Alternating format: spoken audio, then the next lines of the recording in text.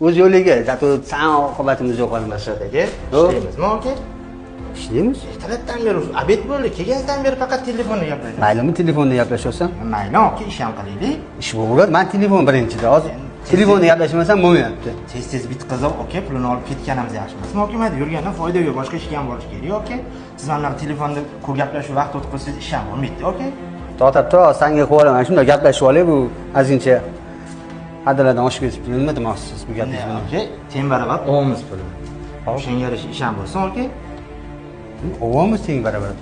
Zato men telefonda ishim bitirishim kerak-da. Ya'ni telefoncha ana qanaqadir vaqtda gaplashing, gap yo'q, ish vaqtida qilaylik. Aka, tezroq bitkazishga xo'jayin vaqt belgilab qo'ygan. Aka, tez bitkazishib ketsa, biz o'zimizga ham pulimizni olamiz, ketamiz. Siz mana shu joyga qo'yasizmi?